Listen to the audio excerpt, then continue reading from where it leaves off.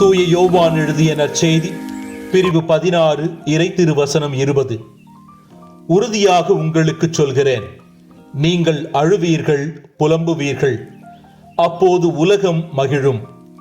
நீங்கள் துயருறுவீர்கள், ஆனால் உங்கள் துயரம் மகிழ்ச்சியாக மாறும்.